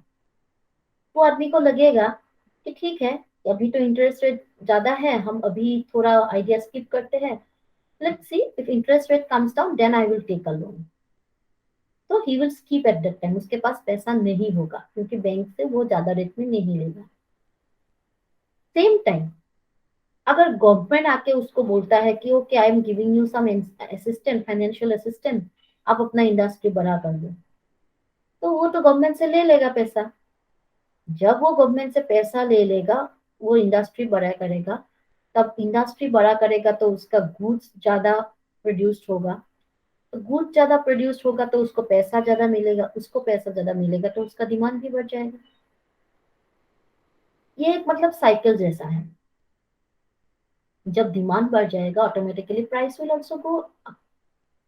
इसलिए this is the point, sustain fiscal dominance.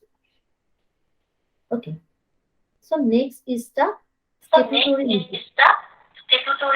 Ma'am, slide is not visible. Slide is not visible.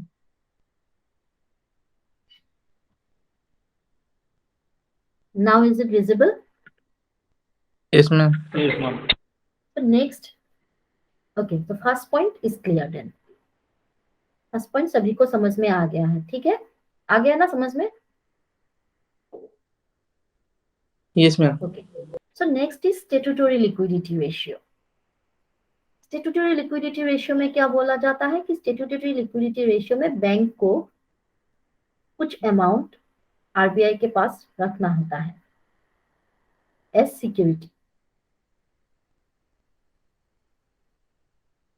मतलब bank को कुछ amount in terms of government security RBI में रखना है। This is statutory liquidity ratio. ये सभी समय में रखना है, ऐसा नहीं है कि इन्फ्लेशन के समय में रखना है, ऐसा बात नहीं है, सभी, this is a mandatory. Statutory मतलब मैंडेटरी। स्टेट्यूटरी लिक्विडिटी रेशियो मतलब अगर किसी भी कारण बैंक को मतलब लॉसेस हो जाए, देन उस गवर्नमेंट सिक्योरिटीज को बेच के बैंक खुद को बचा सके, इसलिए आरबीआई के पास वो government securities as a security, as a collateral actually रखना पड़ता है। and this is what is called statutory liquidity ratio. when these government securities are kept in the RBI, ये गवर्नमेंट सिक्योरिटीज जब आरबीआई के पास रखते हैं बैंक, तो क्या होता है यहाँ पे, गवर्नमेंट सिक्योरिटीज को बाय करने में बैंक को तो कॉस्ट लगता है। बैंक तो ऐसे नहीं, गवर्नमेंट तो ऐसे नहीं कि गवर्नमेंट को पैसा देगा बैंक, तभी तो जाके बैंक बाय कर पाएगा। तो क्या होता है, आरबीआई ने बैंक को बोल दिया कि लोन महंगाई हो गया, आप लोग महंगाई में अगर कोई लेना चाहते हैं तो दे दो, नहीं तो थोड़ा रेस्ट्रिक्शन लगा दो। ठीक है, बैंक ने वो भी फॉलो किया। अभी क्या हो रहा है, बैंक के पास भी एक ऑप्शन है कि उन लोग को सिक्योरिटीज रखना ही है आरबीआई के पास। मतलब एक रेट होता है, SLR rate is there and bank need to keep that rate with RBI. जब एसएलआर कम हो जाते हैं, मतलब उस रेट से कम हो जाते हैं, तब आरबीआई क्या करते हैं, पेनाल्टी लगा देते हैं बैंक के ऊपर। मतलब दे need to pay more, I forgot the exact percentage, but उस परसेंटेज के नीचे अगर रखते हैं bank government securities, then bank RBI bank के ऊपर पेनाल्टी लगा देते हैं। तो क्या हो गया, बैंक्स को क्या करना पड़ेगा, गवर्नमेंट सिक्योरिटीज बाय करना पड़ेगा। ठीक है, लोन नहीं देंगे, मार्केट में पैसा नहीं जाएगा, बट गवर्नमेंट सिक्योरिटीज बैंक बाय कर लेगा, क्योंकि आरबीआई के पास तो रखना ही है, जितना चाहिए वो तो रखना ही है। तो रखेगा कहाँ से, गवर्नमेंट से बाय करना पड़ेगा। जब बैंक भी गवर्नमेंट से बाय करेगा तो क्या होगा, गवर्नमेंट के पास ही पैसा आ जाएगा। गवर्नमेंट के पास पैसा आएगा तो मतलब क्या है, गवर्नमेंट किसी काम पे लगा देगा। ऐसे तो गवर्नमेंट अपना अकाउंट में नहीं रखेगा, रख भी नहीं सकते हैं, क्योंकि पैसा आएगा तो गवर्नमेंट को काम करना ही है। ठीक है, गवर्नमेंट थोड़ा इनोवेटिव काम भी करा, गवर्नमेंट ने रोड्स बनाया, ब्रिजेस बनाया, मतलब रेलवे में डेवलपमेंट लाया। ठीक है, government is using it correctly only.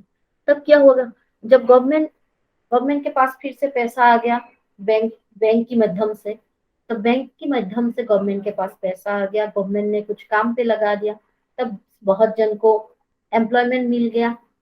Employment मिल गया तो पैसा मिल गया तो फिर डिमांड बढ़ गया तो फिर महंगाई बढ़ गया। मतलब आरबीआई जितना भी कोशिश करे, किसी भी तरह से इकोनॉमी में मानी आ ही जाते हैं। Am I clear this point also? Yes ma'am. Okay. Miss वो एक साइकिल की टाइप का वो हाँ, गवर्नमेंट। ये एक साइकिल की तरह है, क्योंकि आरबीआई ने बता दिया कि बैंक को लोन मत दो। ठीक है, नहीं देगा लोन, आदमी के पास पैसा नहीं होना चाहिए, ठीक है, लेकिन सिक्योरिटीज तो चाहिए।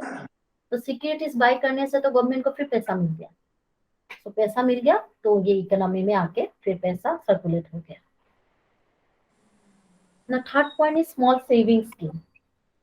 सो फंड कैसे आते हैं इकोनॉमी में, पहले तो एक तो उपाय है कि बोरो करके आते हैं, मतलब बैंक से लोन लेके इकोनॉमी में फंड आते हैं। And what are the other sources of funding government deficits in India is the small savings mobilized through inter alia post office deposit, savings certificate and public provident fund. क्या होता है,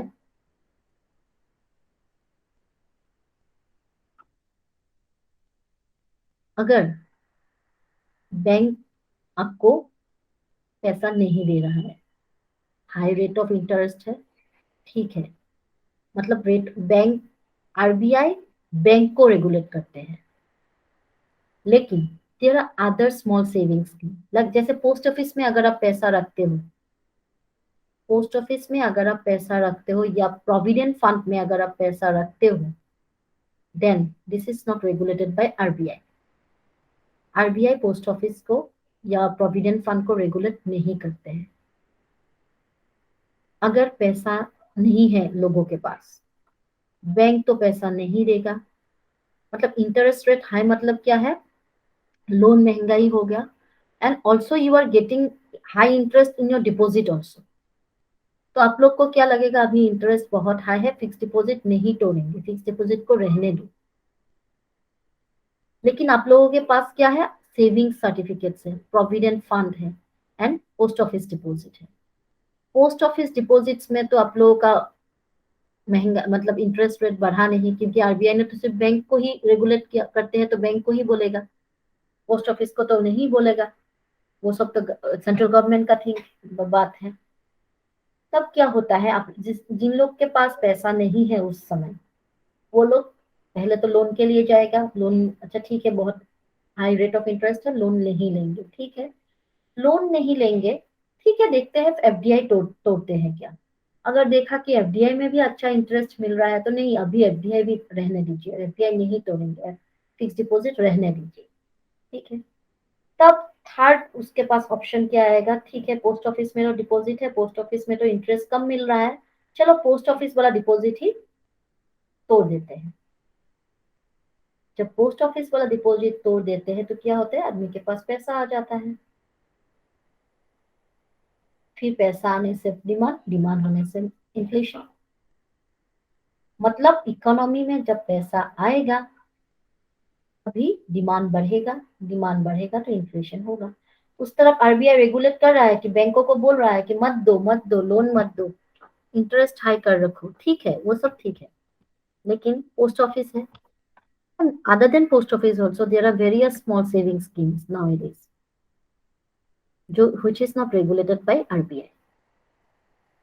There are various cheat funds company, needy fund company. These are not regulated by RBI. ऐसा भी है ना, आप लोग ने देखा होगा कि सोसाइटी में पैसा जमा करते हैं, सोसाइटी से पैसा लेते हैं, सुना होगा आप लोगों ने। तो ये सब तो आरबीआई नहीं कंट्रोल करते हैं, तो उन सब के माध्यम से इकोनॉमी में पैसा आ जाते हैं। मैम क्वेश्चन मैम, या provident fund is good or post office saving scheme is good? you see, post office is good, both are safe, both are safe, क्योंकि बोथ में आपको रिटर्न मिलेगा ही मिलेगा, this is confirm. But again it depends upon what the interest rate going on, everything depends upon what the interest going on actually. You cannot say one is bad, one is good. Post office is also good, PPF is also good, but what you are earning from them, अब पैसा जो जमा कर रहे हो क्या मिल रहा है आपको, वो जरूरी है, क्योंकि आप तो वहीं पे जमा करोगे ना जिसमें ज्यादा मिलता है। And as far as I know, PPF gives much interest than post office deposit. So अब देखोगे, these youngsters, today's youngsters, many of them go for PPF instead of post office deposits. लेकिन आप लोग अगर अपने बुजुर्गों को देखते हो, अपनी चाचा चाची या किसी पापा मम्मी को देखोगे, पोस्ट ऑफिस में डिपॉजिट हुआ करते हैं, मतलब वो लोग पहले पोस्ट ऑफिस में पैसा रखते थे। But today's youngsters are going for PPF, provident public provident fund. Okay, Yes ma'am. so this is again another is slight changing or not changing? No, ma'am, not changing. Not changing. Now, Yes ma'am. okay. Now another thing that disturbs the control of RBI is subventions. Subvention is something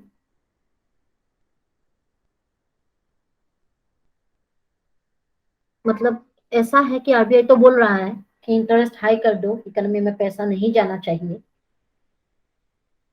तो government क्या करते हैं, उसी समय कुछ subvention scheme लाते हैं, जैसे कि एग्रीकल्चर में हो, सब्सिडीज देना शुरू कर देते हैं। तो क्या होता है, एक टेंडेंसी होते हैं हम लोग के पास कि सब्सिडी अगर मिल ही रहे हैं तो लेते हैं ना, बड़े हाई इंटरेस्ट पे लोन, क्या खराबी है। अगर 2 लाख का लोन लेते हैं, अगर 1 लाख की सब्सिडी मिलते हैं तो 1 लाख हाई इंटरेस्ट पे लेते हैं, कोई खराबी नहीं। तो क्या होगा, फिर लोन लेगा, लोन लेने से मार्केट में पैसा आएगा, कहाँ जाएगा, पैसा तो मार्केट में ही आएगा। लोन लेके अगर वो इंडस्ट्री बड़ा करते हैं तो वो किसी दिस वन कारपेंटर को लाना पड़ेगा, वो इंडस्ट्री का मैसन को लाएगा, तो इंडस्ट्री का जो कंस्ट्रक्शन वर्कर्स लाएगा, इंडस्ट्री में जो मैन्युफैक्चर करेगा, एम्प्लॉय किसी को एम्प्लॉयमेंट देगा। जब पैसा एक साइकिल में जाता है, पैसा किसी के हाथ में नहीं रहता है, पैसा मार्केट में आ ही जाता है। तो क्या होगा, अगर आरबीआई कंट्रोल करके दिया है, बैंक को बोला है कि ये करो वो करो वो करो, गवर्नमेंट लाएगा सब्सिडी स्कीम, क्योंकि सब्सिडी लाना भी जरूर है, महंगाई बहुत ज्यादा है। गवर्नमेंट को तो पीपल का मतलब अपलिफ्टमेंट के लिए भी देखना पड़े, इम्प्रूवमेंट करना है, पीपल का भला ही करना है गवर्नमेंट को, तो गवर्नमेंट को सब्सिडी देना पड़ता है उसी समय, क्योंकि महंगाई बहुत ज्यादा है। सब्सिडी देके कुछ तरह उन लोग को भी सस्टेन करना है। तो जब सब्सिडी का बात आएगा तो क्या होगा, ठीक है, अगर 2 लाख लोन अप्लाई किया, 1 लाख सब्सिडी गवर्नमेंट पे करेगा, 1 लाख पे करना है, ले लेते हैं। This is the tendency of us, हम लोग ये टेंडेंसी में रहते हैं।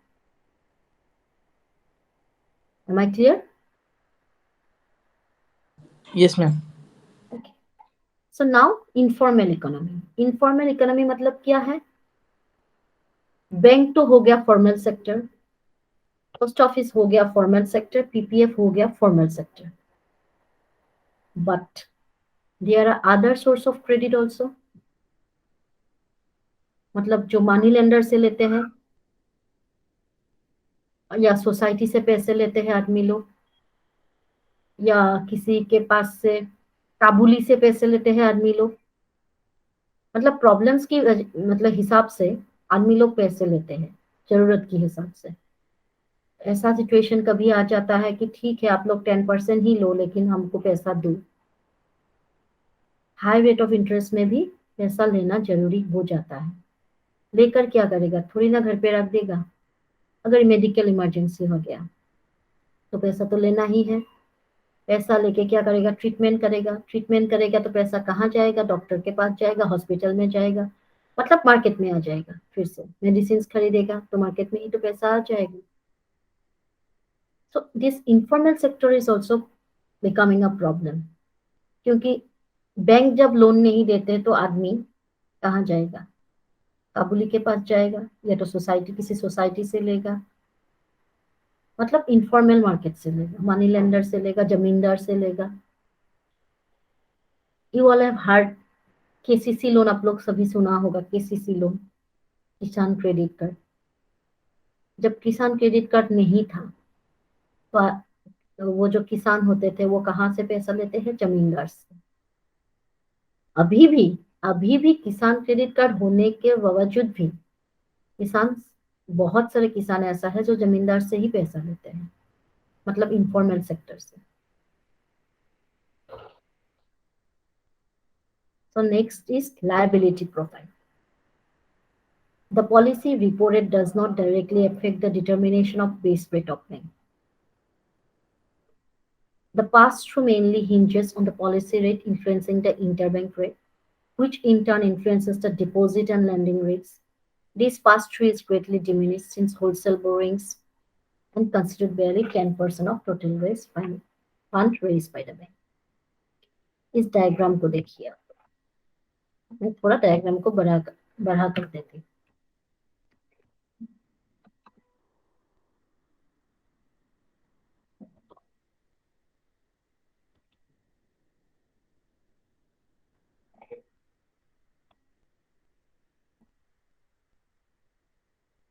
दिखाई दे रहा है एक डायग्राम आप लोगों को?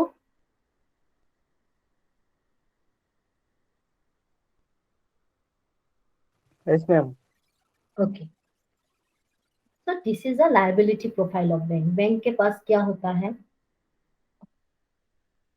बैंक के पास लायबिलिटी ये प्रोफाइल है। यहाँ पे देखिए डिमांड डिपॉजिट्स। डिमांड डिपॉजिट्स आप लोग को पता है वो करंट अकाउंट वाले को मिलता है। मतलब अगर आप एक करंट अकाउंट खोलते हो बैंक में, आपको जब भी पैसा चाहिए आपको मिलेगा, मतलब on demand you will get the money. Current account को डिमांड डिपॉजिट्स भी बोलते हैं। And the other thing is savings deposit. Savings में अगर आप सेविंग्स अकाउंट में अगर पैसा रखते हो, then bank can ask you, मतलब आप अगर कभी बैंक में गए होंगे तो देखे होंगे कि 31 मार्च में बैंक का एनुअल क्लोजिंग होते हैं। Every year on 31 March bank does annual closing. तब क्या करते हैं बैंक, जब कोई पैसा निकलने जाते हैं तो उन लोग को बोलते हैं आप आज मत निकालिए, आज रहने दीजिए पैसा, क्योंकि हम लोग को बैलेंस शीट में शो करना है। तो डिपॉजिट जितना शो कर पाएंगे बैंक, उतना बैंक को मतलब अच्छा बैलेंस शीट अच्छा दिखेगा। सबको तो पता है बैलेंस शीट क्या है।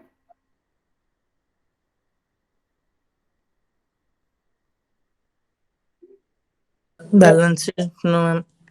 हाँ, balance sheet is one statement in which a profile of A company is shown. मतलब बैलेंस शीट में एक बैलेंस शीट में एक लायबिलिटी पार्ट होता है, एक एसेट पार्ट होता है। किसी भी कंपनी का बैलेंस शीट बना सकते हैं।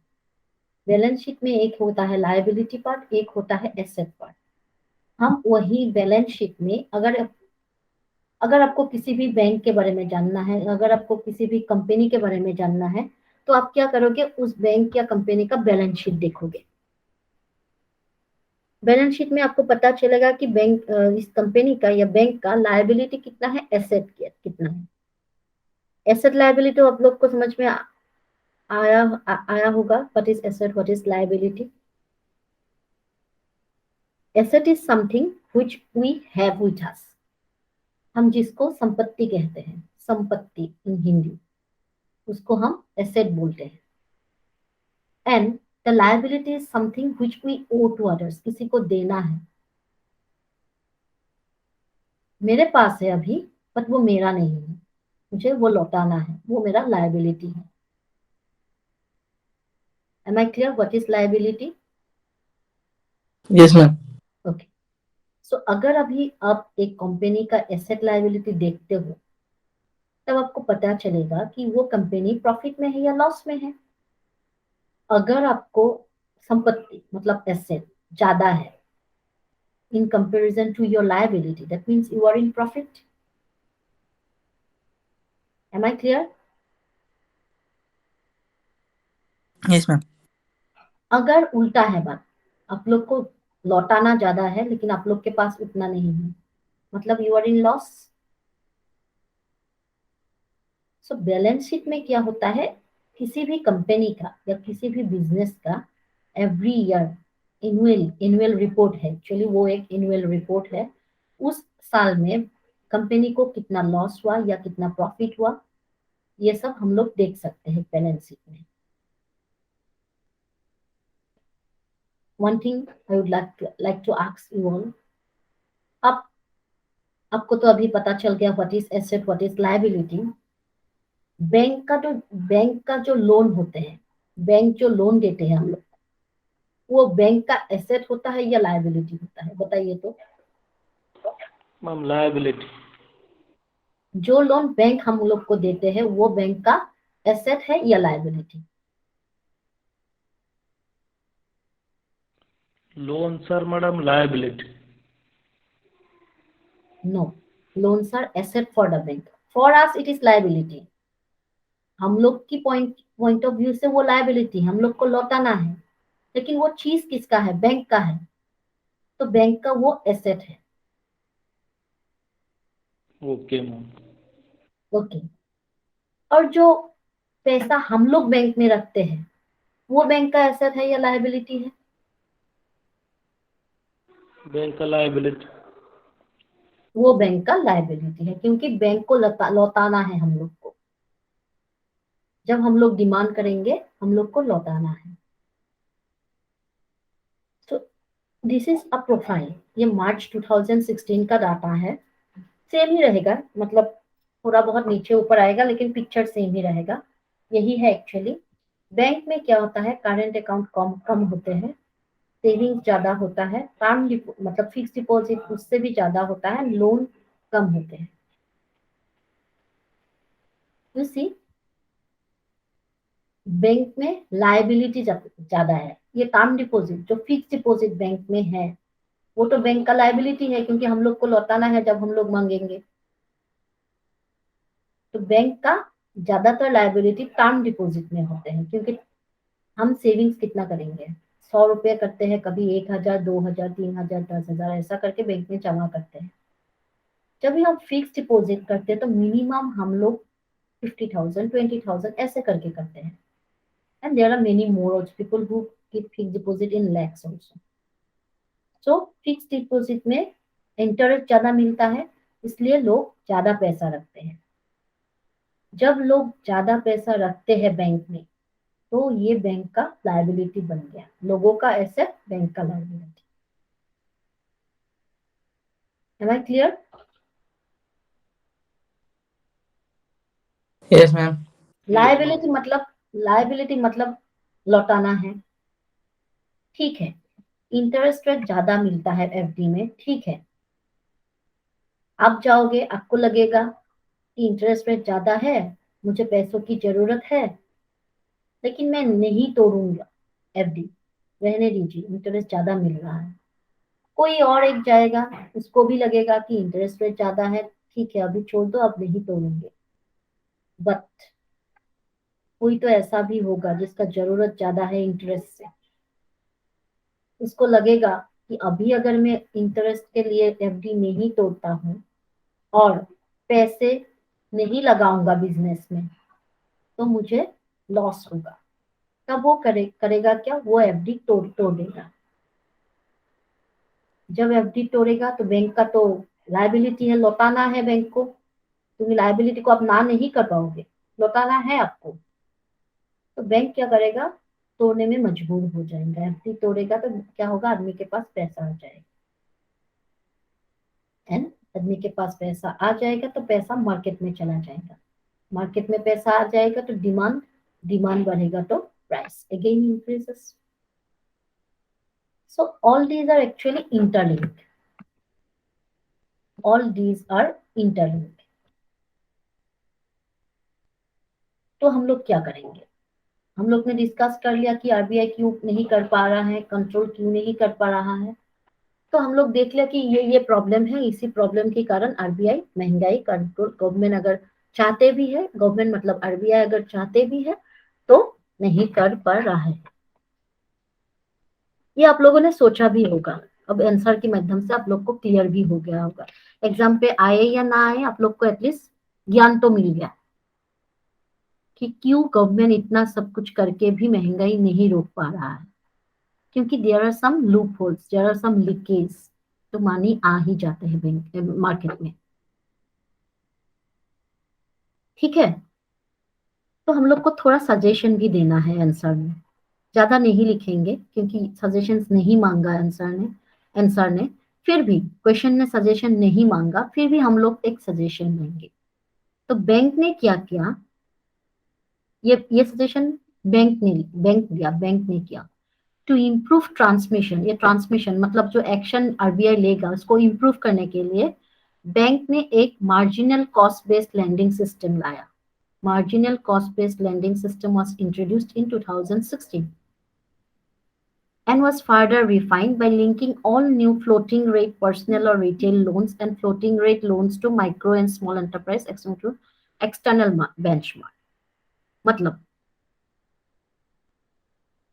आरबीआई जो रेट लाते हैं उसको अगर फॉलो करते हैं हम लोग इकोनॉमी फॉलो करके बैंक लोन नहीं देंगे, ठीक है।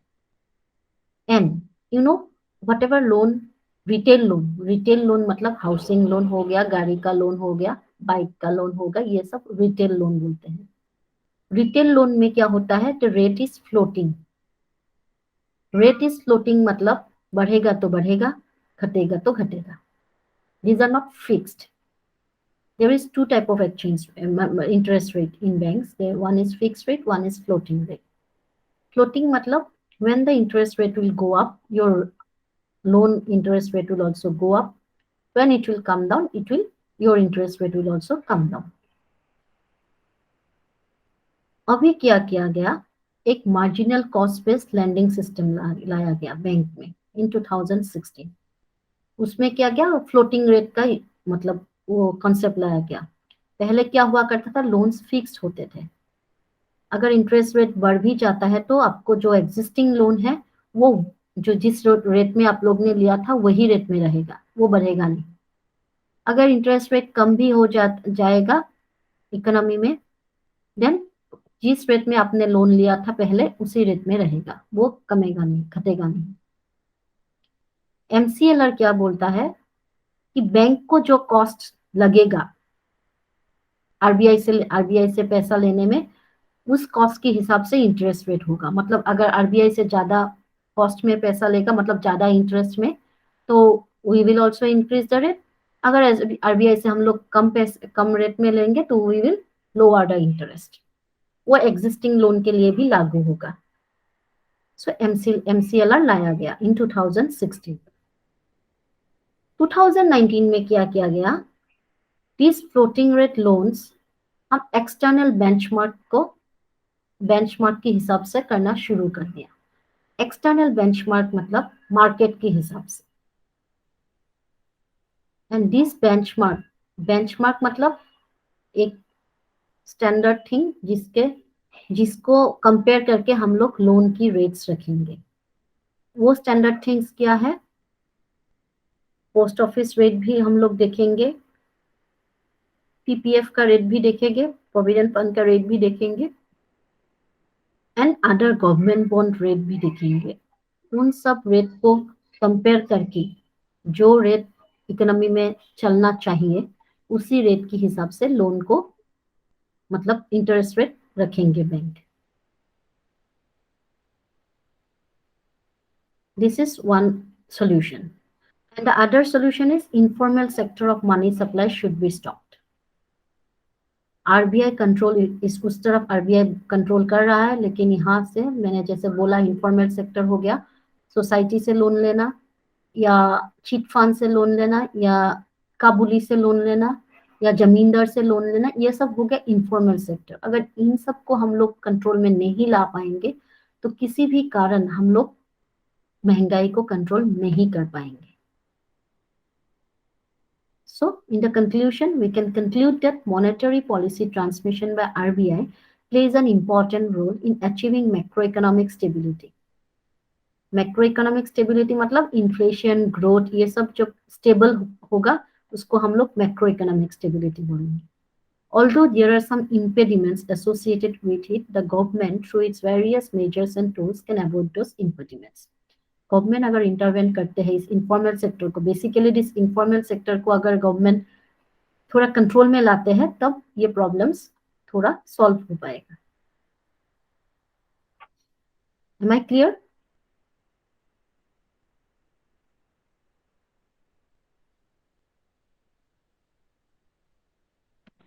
Yes, ma'am.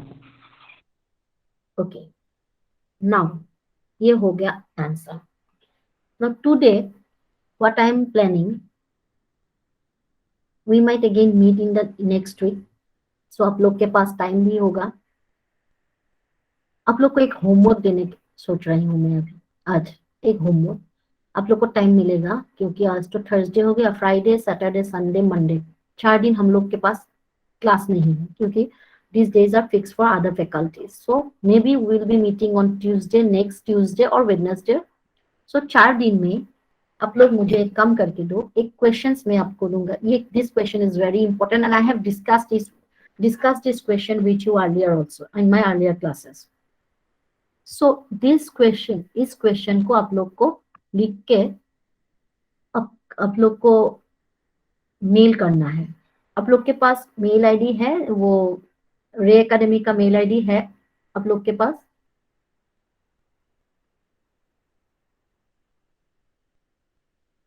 No, ma'am. Okay, I will provide you the mail ID. So तो आप लोग देखिए इस क्वेश्चन को, this is very important. Yes, this is a question from planning part, and planning part से questions you can expect one question from planning part for this time, because planning से जो मैंने देखा प्रीवियस ईयर पेपर्स को, आप लोग ने भी देखा होगा, प्लानिंग से ज्यादातर क्वेश्चन पूछे जाते हैं। And this question was asked in 2015 and in 2018. So the question is, principles followed by NITI Aayog is different from those followed by the Planning Commission. I have discussed this concept with you all earlier, and I am giving you these answers also, but I want to frame yourself. तो आप लोग कैसे frame करोगे इस answer को? पहले आप लोग इंट्रोडक्शन लिखोगे आंसर का। इंट्रोडक्शन में आप लोग क्या लिखोगे? What is planning commission, when established. एक फर्स्ट पैराग्राफ में आप लोग प्लानिंग कमीशन के बारे में थोड़ा लिखोगे। In the second paragraph, you will write something about Niti Aayog. What is Niti Aayog? When established? Who is the chairman of Niti Aayog? You can write. As you all know, Prime Minister is the chairman of Niti Aayog. तो ये आप लिखोगे। फिर question पूछा the different principles. सो ज्यादा हम लोग नहीं लिखेंगे, क्योंकि फिल्म्स में पूछ लिया आप लोग को कि नीति आयोग क्या है, प्लानिंग कमीशन क्या है, तो ये एग्जाम पॉइंट ऑफ व्यू में सर नहीं है, फिर भी हम लोग आंसर को थोड़ा सजा के लिखने के लिए हम लोग लिखेंगे। फिर उसके बाद आप लोग लिखोगे we can see that objective of both are same, both of these boards create plans for the long term ranging from 5 to 7 years. Both the boards gather annually to discuss and formulate the plans, but the principles followed by them are different from each other. The difference are explained below. ऐसे करके आप लोग main answers मतलब body of the answer start करोगे। Okay, am I clear up to this point? Yes ma'am. Okay, आप answers जब लिखोगे पहले इंट्रोडक्शन में लिखोगे what is planning commission, what is NITI Aayog. फिर बॉडी ऑफ द आंसर में आप लोग लिखोगे ये लाइन, ऐसे ही लिखो जैसे मैंने लिखा है। आप लोग को अगर चाहिए तो एक आप लोग स्क्रीनशॉट भी ले सकते हो, या तो एक फोटो भी ले सकते हो स्क्रीन में से अभी। वैसे तो आप लोग को पीडीएफ मिलना चाहिए, I will upload it today. तो आप लोग एक स्क्रीनशॉट भी ले सकते हो इसका और एक फोटो भी ले सकते हो। जैसे मैंने लिखा है वैसे ही लिखो दिस लाइन्स।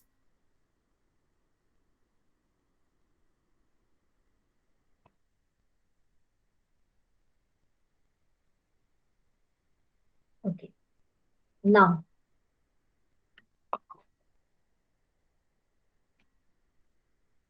यहाँ पे मैंने ऐसे करके डिफरेंस दे दिया नीति आयोग और प्लानिंग कमीशन, लेकिन एग्जाम में ऐसे नहीं लिखना है। आप लोग लिखोगे पॉइंट नंबर 1 में लिखोगे नीति आयोग का, जैसे यहाँ पे मैंने लिखा है और यहाँ पे मैंने प्लानिंग कमीशन का लिखा है, वैसे ही लिखो। This lines you can take, but in the point number 1 आप लोग लिखो कि नो मैंडेट और power to impose policies on states, it is a think tank और an advisory body, whereas planning commission has the power to impose policies on states. आप लोग point number 1 में whereas सबका इस्तेमाल करके डिफरेंस बता दो। वैसे तो मैंने टेबल पे दे दिया, ऐसे टेबल पे नहीं लिखना है आंसर में, मतलब एग्जाम में। यही पॉइंट्स लिखो, सब यही लिखो आप लोग। जो यहाँ पे मैंने 1 2 3 4 5 6 7 8 पॉइंट्स दिया है, लिखो ये सभी 8 पॉइंट्स ही लिखो। And if you can add that is very good, you can add also, you can add extra more points also. So you write these points, but use the word whereas while writing your answer. Am I clear? Yes, ma'am. And एक बार आप लोग पढ़ लीजिए, तो अगर कुछ explanation चाहिए तो मैं एक्सप्लेन कर दूंगी कोई सभी पॉइंट्स। एक बार पढ़ लीजिए।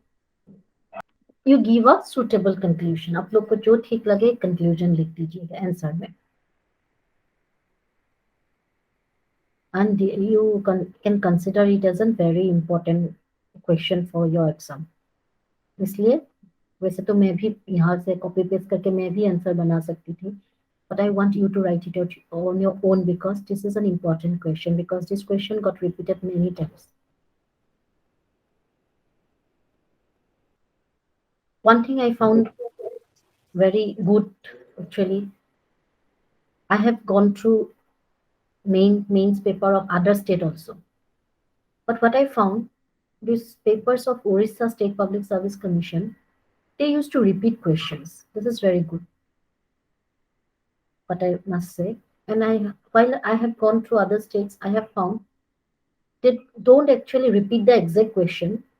What they do, from the same topic, they use, मतलब वही question ही घुमा फिरा के, from the same topic they used to give another question. So क्या होता है एग्जाम में, अगर एक आंसर प्रिपेयर करके आप जाते हो, ठीक है वही सभी लिखना है, लेकिन एग्जाम में जाके फ्रेम करके वहीं पे आंसर फ्रेम करना बहुत मुश्किल होता है, क्योंकि टाइम कंस्ट्रेंट है, वर्ड कंस्ट्रेंट है, सब कुछ देखना पड़ता है. But what I found is that they are in OPSC, मतलब उड़ीसा वाले, they are repeating the same question, so it's good only. So आप लोग एक conclusion दे देना इस आंसर का, and this answer you all send me, you can send me anytime before your next class, or you can send me whenever you feel like you can send me, but please try to send me. You please try to write yourself and try to send me, because answer is, I have given you the answer, I just want you to frame the answer. So this is something to discuss, and there are many more to discuss, the questions. And while we go on discussing 2019 paper, 2018 paper, 2017 paper, you will see questions will go on repeating. And in my next class, I will complete 2018, the questions which were left of 2018 and 19, I will complete. And by December, by the end of December, I'm planning to complete your entire paper.